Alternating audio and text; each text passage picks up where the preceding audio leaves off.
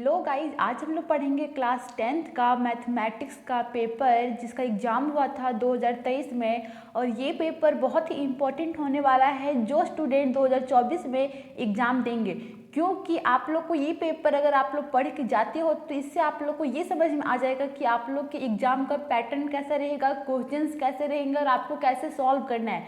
तो चलिए स्टार्ट करते हैं। हम लोग 2023 का मैथमेटिक्स का क्वेश्चन सॉल्व करते हैं और देखते हैं कि प्रीवियस ईयर पेपर में किस किस टाइप से क्वेश्चन पूछे गए थे। और अगर आप लोग के 2023 के जो बुकलेट है उससे फिर से क्वेश्चन आ जाए तो आप लोग चुटकियों में कैसे सॉल्व कर सकते हो।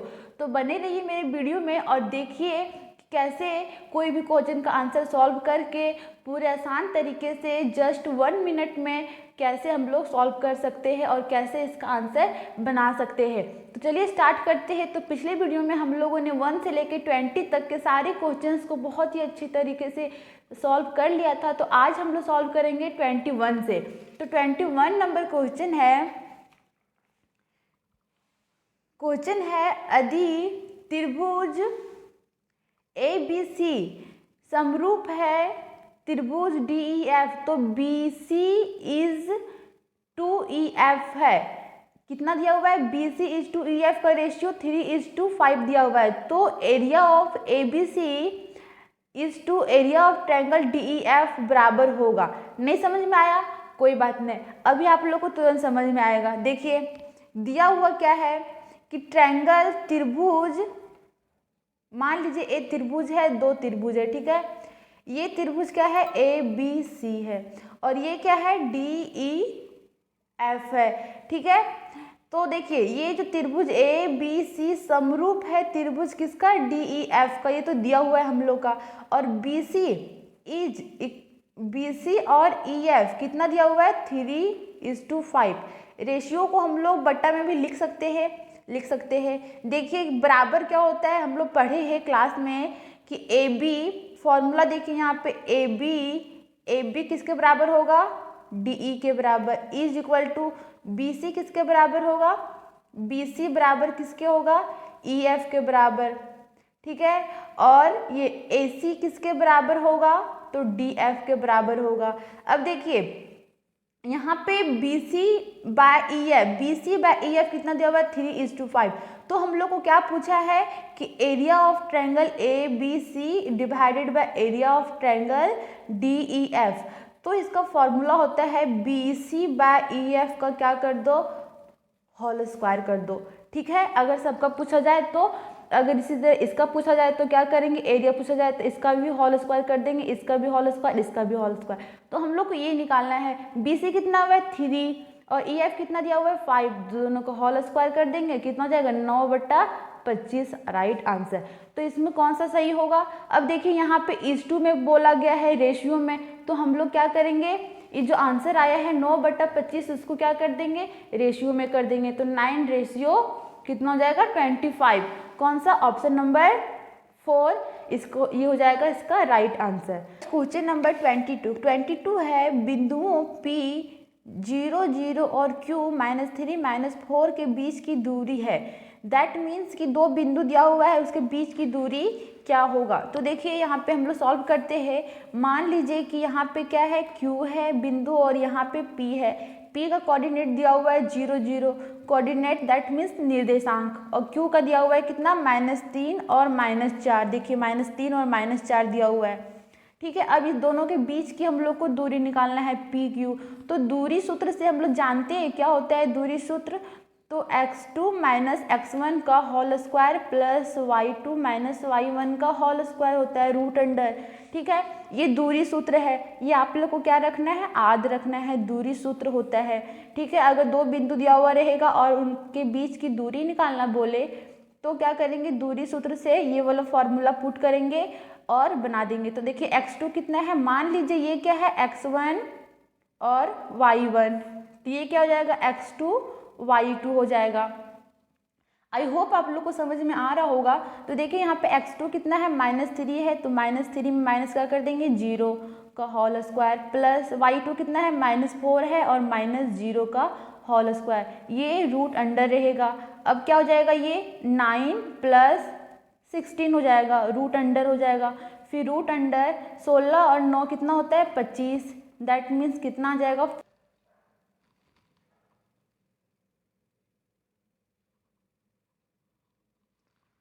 तो 22 का राइट ऑप्शन होगा ऑप्शन नंबर 4। अब देखते हैं क्वेश्चन नंबर 23। तो 23 है कि बिंदुओं 1, 2 और 3, 4 को मिलाने वाले रेखाखंड का मध्य बिंदु है। नहीं समझ में आया क्वेश्चन, कोई बात नहीं। देखिए यहाँ पे क्या है कि दो बिंदु है, मान लीजिए कि यहाँ पे ये बिंदु और ये दो बिंदु है।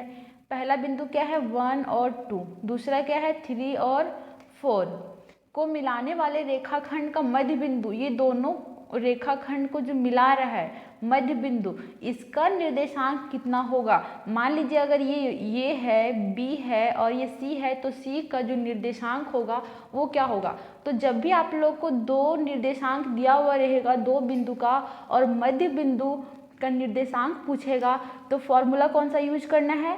तो फॉर्मूला यूज करना है x1 प्लस x2/2 और y1 प्लस y2/2। देखिए मान लीजिए अगर ये x1 ये है क्या y1, ये x2 ये y2, तो x1 कितना हो जाएगा 1 प्लस 3/2 और ये 2 प्लस 4/2, ये 4/2 हो जाएगा और ये 6/2 हो जाएगा। इसको क्या करेंगे सॉल्व करेंगे तो ये 2 हो जाएगा और ये 3 हो जाएगा। 2 दूनी 4 और 2 तिया 6, 2 और 3। तो जो सी बिंदु का जो कोऑर्डिनेट होगा, जो निर्देशांक होगा वो कितना होगा 2 और 3 होगा। तो 2 और 3 कहाँ पे है हम लोग का ऑप्शन, तो ऑप्शन नंबर 2 में है, तो 2 हो जाएगा हम लोग का राइट आंसर। क्वेश्चन नंबर 24 है, यदि ये कितना है 0 0 B 4 0 C 0 1, तो त्रिभुज ABC का क्षेत्रफल निकालिए। देखिए त्रिभुज यहाँ पे दिया हुआ है, ठीक है, त्रिभुज, और ये मान लीजिए ये है B और ये C है। A का निर्देशांक कितना है 0 0 है, B का कितना है 4 और 0 है, C का कितना है, तो C का देखिए क्या है 0 1 है, 0 1। तो बोला है कि ये त्रिभुज का जो क्षेत्रफल होगा वो क्या होगा। तो जब भी आपको तीन ऐसे त्रिभुज का क्षेत्रफल निकालने के लिए दिया जाए और तीन कोऑर्डिनेट, तीन निर्देशांक दिया हुआ रहेगा A का, B का और C का, तो आप लोग को हमेशा त्रिभुज का क्षेत्रफल का कौन सा फॉर्मूला लगाना है। तो 1/2 x1 into y2 minus y3 plus x2 into y3 minus y1 plus x3 into y1 minus y2, ये वाला फॉर्मूला आज रख लेना है, ठीक है। और आप लोग को यही फॉर्मूला पे सब वैल्यू को पुट करना है और बनाना है। तो देखिए 1/2 को 1/2 लिख दिए, x1 कितना है, मान लीजिए अगर ये x1 और ये y1, x2 y2, x3 y3, ठीक है। तो x1 कितना हो जाएगा 0, तो 0 इंटू y2 कितना है 0 माइनस y3 कितना है 1 प्लस x2 कितना है 4 है x2, y3 कितना है 1 माइनस y1 कितना है y1 0 है तो 0 प्लस x3 कितना है 0 इंटू y1 कितना है 0 माइनस y2 कितना है y2 0, ठीक है। अब देखिए 1/2 करेंगे, ये तो 0 का टर्म है, ये पूरा 0 हो जाएगा, ये भी 0 का टर्म है, ये पूरा क्या हो जाएगा 0 हो जाएगा। अब देखिए 1 में 0 घटाएंगे तो 1 को मल्टीप्लाई करेंगे 4 से तो 4 होगा। अब इसको काटेंगे तो 2 दूनी 4 इज इक्वल टू 2 इकाई क्या होगा त्रिभुज का क्षेत्रफल होगा, राइट आंसर। तो इसका राइट आंसर होगा 2। कहाँ है ऑप्शन नंबर 3 में, तो 3 हो जाएगा इसका राइट आंसर।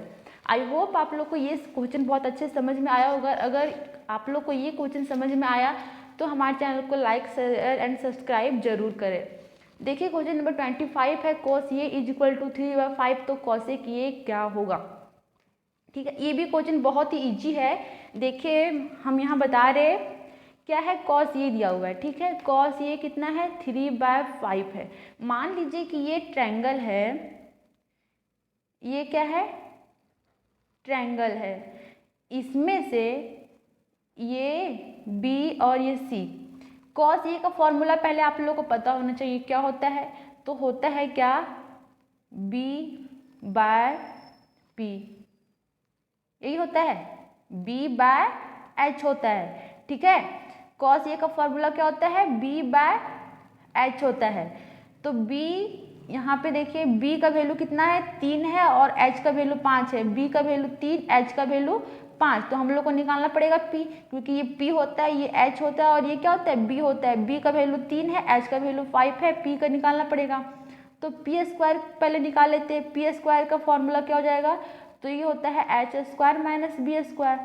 25, 5 का स्क्वायर माइनस 3 का स्क्वायर कितना हो जाएगा, 25 माइनस 9 बराबर 16। ये किसका आया है, p स्क्वायर का वैल्यू आया है। तो p का वैल्यू निकालेंगे तो कितना हो जाएगा, 4 होगा।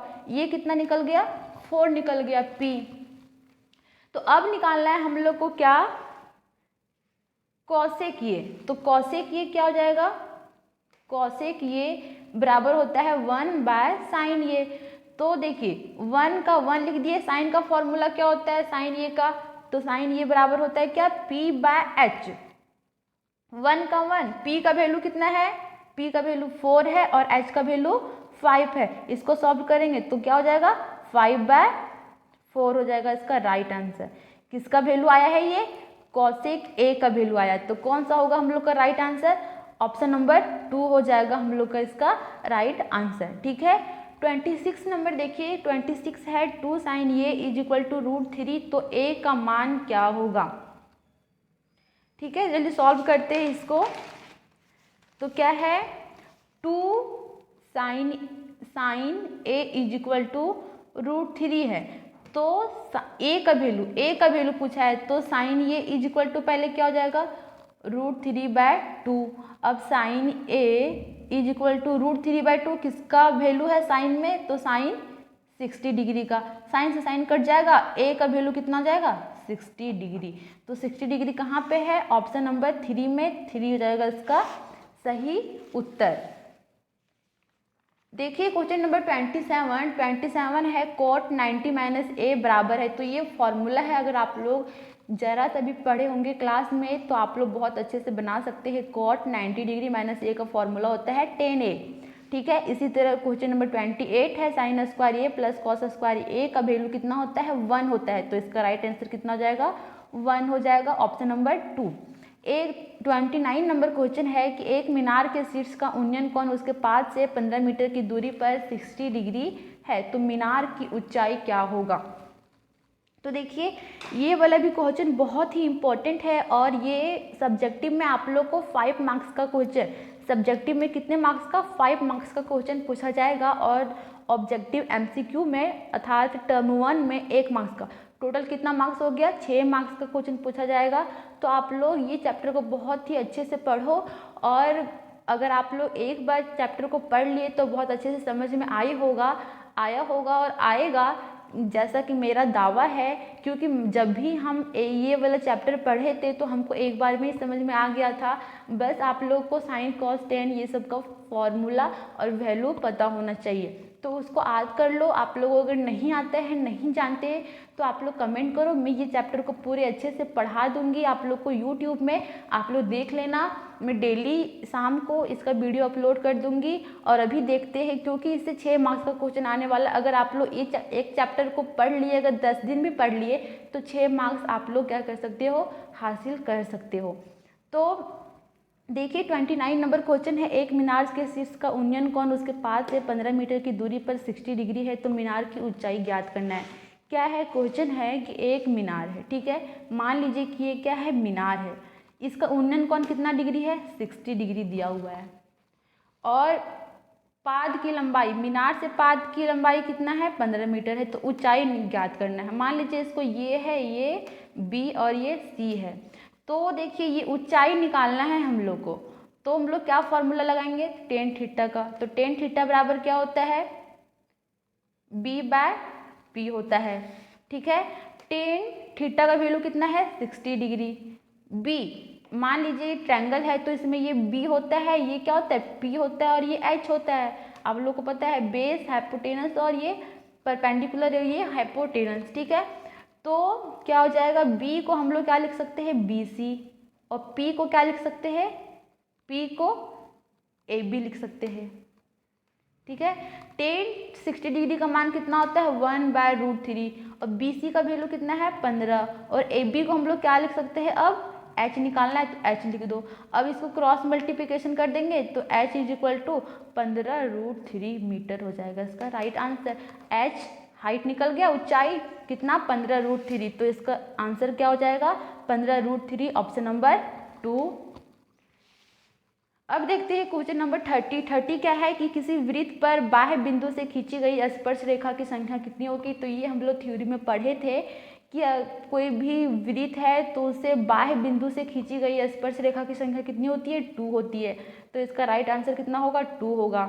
क्वेश्चन नंबर 31 है कि दी गई आकृति में यदि कोण O P A is equal to 35 degree है तो कोण ए ओ पी का मान ज्ञात करना है। देखिए बहुत ही इजी है, क्या बोला है कि कोण ओ पी ए कितना है 35 डिग्री, ये वाला कोण ओ पी ए पी कितना है 35 डिग्री दिया हुआ है और हम लोग जानते हैं कि ये कितना डिग्री होता है 90 डिग्री होता है। तो ये 35 है ये 90 है, तो हम लोग को ये वाला कोण निकालना है। और हम लोग जानते हैं कि त्रिभुज के तीनों कोणों का योग कितना होता है 180 डिग्री होता है।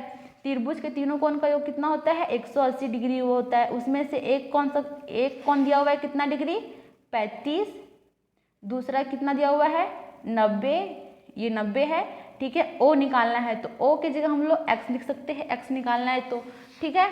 अब देखिए दोनों को जोड़ो तो कितना होगा 35 और 90 को जोड़ेंगे तो कितना होगा 125 और ये प्लस x का plus x is equal to 180। अब x इज इक्वल टू जाएगा 180 minus 125, x is equal to कितना घटाएंगे तो 10 में 5 तो 5, 7 में 2 तब 5, 55 डिग्री, ठीक है। x का वैल्यू कितना आ गया 55 डिग्री। x हम लोग क्या माने थे, कौन सा कोण को लेके चले थे ओ कोण, तो ये वाला कोण कितना हो जाएगा 55 डिग्री, राइट हो जाएगा ऑप्शन नंबर 1। आई होप आप लोग को ये अच्छे समझ में आया होगा। अब देखते हैं क्वेश्चन नंबर 32 भी आई थिंक ऐसा ही क्वेश्चन है। तो क्या है क्वेश्चन 30 नंबर 2 में, यदि एक बिंदु P से O केंद्र वाले वृत्त पर PA और PB स्पर्श रेखाएं परस्पर 80 डिग्री के कोण पर झुकी हो तो कोण POA बराबर है। देखिए ये क्वेश्चन थोड़ा सा लंबा बनेगा लेकिन मैं भी समझा देती हूँ कि कैसा बनेगा ये क्वेश्चन। क्या दिया हुआ है पहले देखिए, फिगर बनाते हैं, ठीक है। एक वृत्त है, एक मान लीजिए ये क्या है वृत्त है, ध्यान से समझिएगा, वृत्त है जिस पर से स्पर्श रेखा PA और PB परस्पर 80 डिग्री के कोण पर झुकी हुई है। मान लीजिए कि ये स्पर्श रेखा है और ये भी क्या स्पर्श रेखा है और ये कितने डिग्री के कोण पे झुकी हुई है, यहाँ पे जो कोण है वो कितना डिग्री है 80 डिग्री है, ठीक है। तो हम लोग को क्या करना है, और O केंद्र है, बिंदु ये वाला बिंदु क्या है P है और केंद्र क्या है O है, केंद्र यहाँ पे O है। तो ये त्रिज्या यहाँ भी हो गया, यहाँ से यहाँ भी त्रिज्या हो गया, ये हम लोग रचना करते हैं पता है। अब देखिए यहाँ से क्या हो जाएगा, एक ट्रायंगल बन जाएगा, एक ट्रायंगल ये बन जाएगा, एक ट्रायंगल ये बन जाएगा। मान लीजिए ये क्या है PA है और ये क्या है B है। तो इसमें दिया हुआ क्या है, पहले दिया है क्या क्या दिया हुआ है वो लिख लेते हैं। OP स्पर्श रेखा क्या दी हुई है P, कोण P दिया हुआ है कितना 80 डिग्री दिया हुआ है। हम लोग को निकालना क्या है तो O, ये वाला O POA किसके बराबर होगा POA, ये वाला कोण हम लोग को क्या करना है फाइंड आउट करना है कि ये वाला कोण क्या होगा कितना डिग्री होगा। तो सबसे पहले देखिए बहुत ये लॉन्ग बनेगा इसलिए मैं समझा रही हूँ सिर्फ। देखिए यहाँ पे दो ट्रायंगल बन रहा है, कौन कौन सा AOP और BOP। तो ट्रायंगल AOP सर्वांगसम पहले हम लोग को दिखाना पड़ेगा कौन ट्रायंगल BOP। अगर ये दोनों सर्वांगसम हो जाएगा बहुत अच्छा हो जाएगा, क्यों नहीं होगा, क्योंकि एक AP से BP मिलेगा, OA से OB मिलेगा और ये उभयनिष्ठ हो जाएगा OP दोनों में। तो सर्वांगसम कर लेंगे, सर्वांगसम हो गया, उसके बाद सर्वांगसम हो गया तो क्या हो जाएगा, ये कोण सर्वांगसम हो गया तो क्या होता है कोण ये वाला POP और A कितना दिया हुआ है 80 डिग्री दिया हुआ है। तो सर्वांगसम हो गया तो ये कितना हो जाएगा, इसका हाफ हो जाता है, कोण OPA का क्या हो जाएगा हाफ हो जाएगा। कौन सा कोण, ये दोनों, ये सर्वांगसम हो गया तो ये हाफ हो जाएगा ना, तो ये पूरा 80 है तो ये कितना हो जाएगा 40 और ये भी कितना हो जाएगा 40 हो जाएगा। तो ये 40 हो गया, 40 हो गया, मान लीजिए कि ये 40 हो गया, कौन सा P हो गया 40, ठीक है। P कितना निकल गया हम लोग का, ये 40 निकल गया। जैसे ये वाला टोटल 80 है तो सर्वांशम कर लिए हम लोग, दोनों त्रिभुज बराबर है तो E भी 40 होगा, E भी 40 हो जाएगा, 40 हो गया। अब हम लोग जानते हैं कि स्पर्श रेखाएं और त्रिज्या और स्पर्श रेखा के बीच कितना डिग्री का कोण होता है, 90 डिग्री का कोण होता है। किसके, त्रिज्या और वृत्त का त्रिज्या और स्पर्श रेखा के बीच कितना डिग्री का कोण होता है, 90 डिग्री का। तो ये 40, ये 90, तो हम लोग ये वाला कोण निकाल लेंगे आराम से।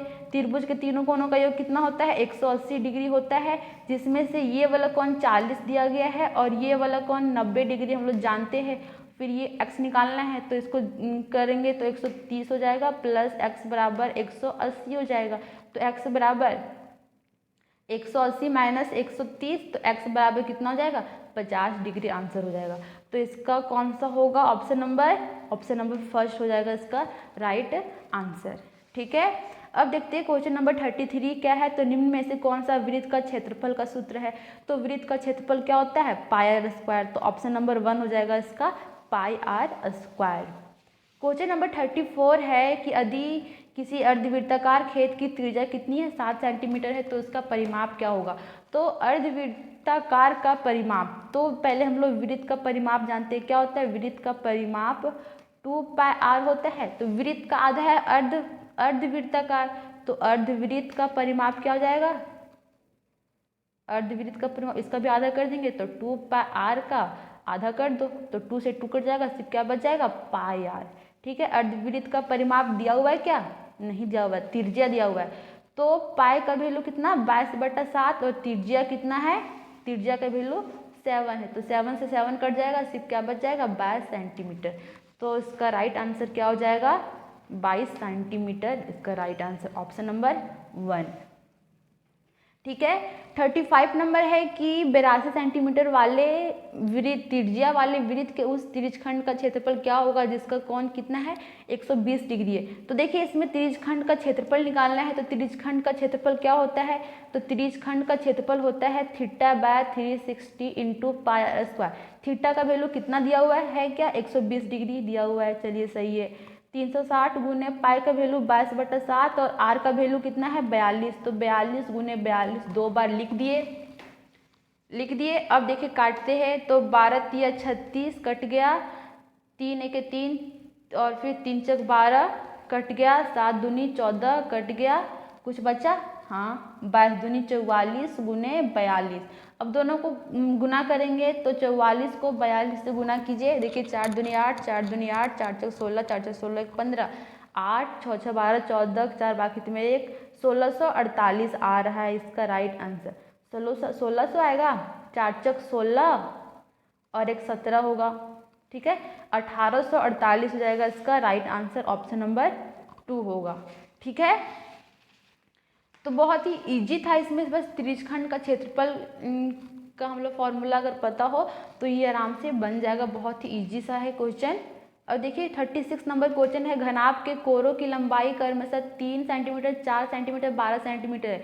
तो घनाभ का विकर्ण, ये भी फॉर्मूला बेसिक क्वेश्चन है। घनाभ का विकर्ण क्या होता है, तो अगर घनाभ का विकर्ण पूछा, घनाभ का विकर्ण का फॉर्मूला पूछेगा तो L square plus B square plus H square होता है रूट अंडर में। तो रूट अंडर L का वैल्यू कितना है 3, तो 3 का स्क्वायर प्लस B का वैल्यू 4 का स्क्वायर प्लस H का वैल्यू कितना है तो 12, तो 12 का स्क्वायर हो जाएगा। क्या हो जाएगा, 3 का स्क्वायर 9, 4 का स्क्वायर 16, 12 का स्क्वायर 144। अब इसको तीनों को ऐड करो तो 144 और 16 9 25, 25 और 144, 144 और 25 कितना हो जाएगा 169 हो जाएगा। तो 169 किसका वर्ग है 13 का। तो इसका विकर्ण कितना हो जाएगा, L बराबर कितना हो, ये इसका विकर्ण कितना हो जाएगा 13 सेंटीमीटर। 13 का है ऑप्शन नंबर 2 में, तो 2 हो जाएगा इसका राइट आंसर। ठीक है, 37 नंबर है कि प्रथम 3 लगातार प्राकृत संख्याओं का माध्य क्या होगा। तो प्राकृत संख्या जानते हैं क्या होता है, 1 2 3। तो 1 2 3 और 3 लगातार भी है, तो इसका माध्य निकालते हैं। तो माध्य निकालने का फॉर्मूला हमेशा होता है कि तीनों को, जितनी भी संख्या दी हुई रहेगी उतनी उस सबको जोड़ दो, और जितनी संख्या रहेगी उससे क्या करना, भाग कर देना है। जैसे यहाँ पे 1 है तो 1 + 2 + 3, और टोटल कितना है 1 2 3, तो 3 से डिवाइड कर दीजिए। देखिए जोड़िए, 3 2 5 और 1 6, 6/3 काटेंगे तो कितना हो जाएगा 2, तो इसका राइट आंसर क्या होगा 2 हो जाएगा। तो बहुत ही इजी क्वेश्चन है। अगर आप लोगों को फिर भी समझ में नहीं आ रहा है तो वीडियो को फिर से देखो, बहुत बार देखो, ताकि आप लोग को समझ में आए, क्योंकि हो सकता है कि यही वाला क्वेश्चन आप लोग के एग्जाम में पूछ दिया जाए, तो फिर आप लोग बाद में पछताना पड़ेगा आप लोग को कि काश मैंने वो वीडियो देख लिया होता तो आज सारा क्वेश्चन सही करके आते। ठीक है, 38 नंबर है, संचयी बारंबारता वक्र क्या कहलाती है, तो ये त्वरण कहलाती है। इसका राइट आंसर हो जाएगा ऑप्शन नंबर 1। किसी पासे को फेंकने पर सम संख्या आने की प्रायिकता कितनी होगी, तो देखिए पासे में 1 से 6 तक रहता है गिनती, और सम क्या होता है, तो 2 4 और 6 3 सम संख्या है। तो देखिए इसकी प्रायिकता कितनी होगी, तो 1 2 3, और टोटल कितनी होती है 1 से लेकर 6 तक। तो काटिए इसको, 3 1 3, 3 दूनी 6, 1/2 हो जाएगी इसकी प्रायिकता। तो इसका राइट आंसर कितना होगा 1/2। सही, ठीक है। अब देखिए 40 नंबर लास्ट क्वेश्चन है। 40 नंबर है कि निम्न में से कौन सी घटना की प्रायिकता नहीं हो सकती, तो प्रायिकता हमेशा 0 और 1 के बीच ही होता है, 0 और 1 के बीच होगा। ठीक है, माइनस में नहीं होता है, माइनस में अगर आएगा तो 0 से छोटा हो जाएगा, लेकिन 0 से 1 के बीच होता है। तो ये 0.8 होगा, 2.5 होगा, होगा कैसे होगा देख लीजिए, यहाँ पे 2.5 है, दैट मीन्स क्या है 1 से बड़ा है, तो ये नहीं होगा। ठीक है, ऑप्शन नंबर क्या हो जाएगा बी। 1 और 1 से छोटा होना चाहिए और 0 से क्या होना चाहिए, बड़ा होना चाहिए। देखिए ये प्रायिकता कितनी होनी चाहिए, 1 से छोटा और 0 से बड़ा। तो देखिए 1 से ये बड़ा हो गया, मतलब ये प्रायिकता नहीं होगा। 5/6 इसको डिवाइड करेंगे, 6 को 5 से डिवाइड करिए, देखिए 6 के यहाँ पे 0 जाएगा तो पॉइंट में जाएगा, देखिए पॉइंट में आ रहा है, मतलब इसकी प्रायिकता होगा 80% है, मतलब 80 का 100, एक 0 से 0 कटेगा, इसको भी अगर हम लोग डिवाइड करेंगे तो ये भी 0 पॉइंट कुछ आएगा, तो ये भी प्रायिकता होगा, ये भी प्रायिकता होगा, ये भी प्रायिकता होगा। प्रायिकता कौन नहीं होगा, तो ऑप्शन नंबर 2.5। क्यों नहीं होगा, क्योंकि प्रायिकता हमेशा 0 और 1 के बीच ही होता है, और 2.5 1 से क्या है, बड़ा है। तो आई होप आप लोग को ये सभी क्वेश्चन बहुत ही अच्छे से समझ में आया होगा। और मैंने पिछले वीडियो में एक क्वेश्चन दिया था 20 नंबर क्वेश्चन, जो आप लोग को बोले थे कि आप लोग सॉल्व करके कमेंट करना। तो अगर आप लोग अभी तो वो क्वेश्चन को सॉल्व नहीं किए तो जल्दी से सॉल्व करके आप लोग ये वीडियो में भी आप लोग कमेंट कर सकते हो। और अगर आप लोग अभी तो वो वीडियो को नहीं देखे तो जल्दी से जाइए और देखिए, क्योंकि ये होने वाला है हम लोग क्लास 10th का टेस्ट का महासप्ताह, जो डेली यहाँ पे वीकली टेस्ट होगा, डेली टेस्ट होगा, जिसमें से आप लोग डेली नए नए चीज़ों को सीखेंगे और अपने एग्ज़ाम की तैयारी बहुत अच्छे से कर पाएंगे। तो इस वीडियो में इतना ही। आई होप आप लोग को सभी क्वेश्चंस अच्छे से समझ में आया होगा। अगर आप लोग को सभी क्वेश्चन अच्छे से समझ में आया है तो मेरे चैनल को लाइक शेयर सब्सक्राइब करना ना भूलें। तब तक के लिए धन्यवाद।